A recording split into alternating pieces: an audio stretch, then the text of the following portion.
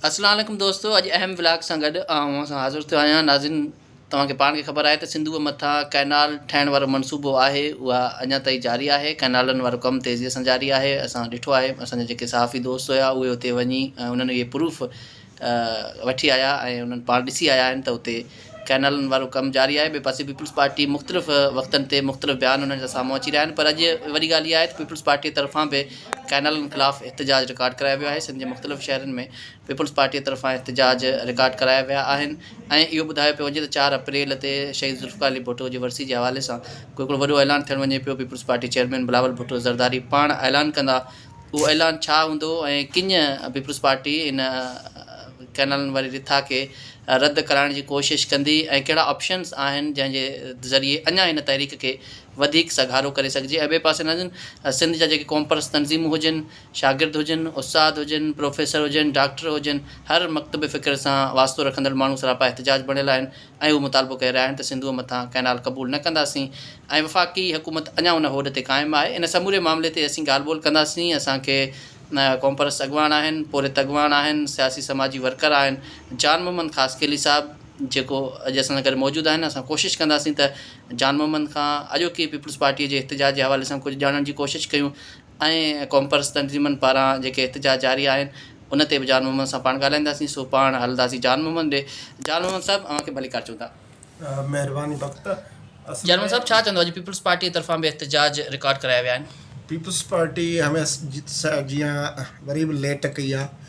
मुंहिंजी न्याज़ीअ जे शेर वांगुरु त हमेशह देरि कर देता हूं, पर मां सम्झां थो त इहा लेट ज़रूरु आहे पर इट्स नॉट टू लेट। पर हिकिड़ी ॻाल्हि असां सम्झूं था त अॼु जेको एहतजाज हुयो उन में माण्हुनि का बि मोट कोन्हे। उनजो वॾो सबबु इहो आहे त हू माण्हू सम्झनि था त पीपल्स पार्टी ॿियनि कॉमप्रस्तनि या दुरनि वांगुरु न आहे। पीपल्स पार्टी स्टेक होल्डर आहे हिन सिस्टम में।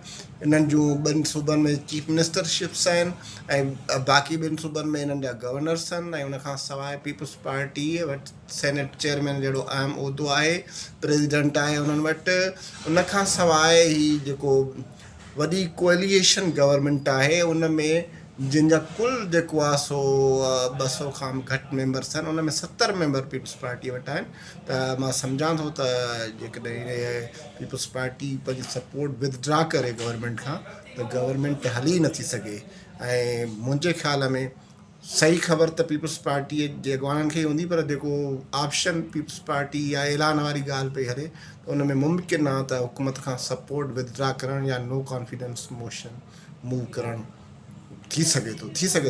अच्छा, ॿी मां ॻाल्हि तव्हांखे ॿुधायां त हींअर सेनेट जे अंदरि PTI जो सेनेटर आहे शिबली फराज़, उन रेज़ोल्यूशन जमो करायो आहे ऐं क़ौमी असेंबलीअ में बि उमर अयूबा या को ॿियो MNA आहे उन रेज़ोल्यूशन जमो करायो आहे जे उमर अयूब उन्हनि खे जेकॾहिं ही टेकअप कनि था ऐं पीपल्स पार्टी उनखे सपोर्ट करे थी त मुंहिंजे ख़्याल में इहो बिल्कुलु हुकूमत लाइ वॾी मुश्किल थी वेंदी। अच्छा जान मोहम्मद, असां ॿुधो आहे या ॾिठो आहे पाण त हिननि कैनालनि जी मंज़ूरी सदर ज़रदारी ॾिनी आहे, त पोइ आख़िर छो पीपल्स पार्टीअ खे एहतजाज करण जी ज़रूरत पई आहे? छो जो जेके ॾिसो त पीपल्स पार्टी गवर्नमेंट जे खणी उन वटि वज़ारतूं न आहिनि, पर उहो हिसो त आहे न उन में। 2-3 शयूं आहिनि जंहिंजे करे पीपल्स पार्टीअ ते सवाल उथरनि था। हिकिड़ो सवाल इहो आहे त भई गवर्नर ऐवान सदर में हिकिड़ी मीटिंग थी, उन जा मिनट साहब मीटिंग हुया जेके बाद में ज़ाहिर थिया, उन में प्रेसिडेंट साहब जूं सयूं हुयूं। त आख़िर उन्हनि मुंहिंजे ख़्याल में त पीपल्स पार्टीअ खे शायदि पीपल्स पार्टीअ खे बि अंदाज़ो न हो त एतिरो रिएक्शन अवाम तरफ़ां ईंदो। ठीकु आहे न। ऐं हाणे जॾहिं उन्हनि ॾिठो त रिएक्शन अवाम जो इंतिहाई सख़्तु ऐं वॾो रिएक्शन आहे, पर मां सम्झां थो त हीअ जॾहिं बका जो मामिलो आहे त सिंधी क़ौम हमेशह उथी आहे। पोइ कालाबाग डैम जो मसइलो हुजे या 1 यूनिट जो मामिलो हुजे या बिटो निज़ाम हुजे, त माण्हू निकिता आहिनि। माण्हू हींअर लीडरशिप न आहे, अवाम आहे, अवाम अॻियां आहे। ठीकु आहे न।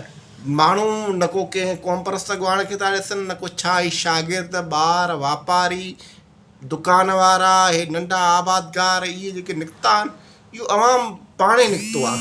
ऐं उहा सही ॻाल्हि आहे त कॉमप्रस्त अॻवाननि इन खे शुरू कयो, पर मां इहो थो चवां त बाबा हीअ जेको क़ौमी तहरीक जो हिकिड़ो शुरूआति थी वई आहे, इन करे पीपल्स पार्टी बि शायदि उनखे रियलाइज़ कयो आहे आख़िर में पर मां सम्झां थो त आवाम चाहे थो त पीपल्स पार्टी जो कुझु रोल ॿियो थो ठहे एहतजाज करण जे बजाए पीपल्स पार्टी पंहिंजा कार्ड स्मार्टली प्ले करे ऐं गवर्नमेंट खे रियलाइज़ कराए त बाबा जेकॾहिं असां सपोर्ट विदड्रॉ कई ऐं इहा विदड्रॉ सपोर्ट विदड्रॉ थियणु खपे for the sake of no more canals.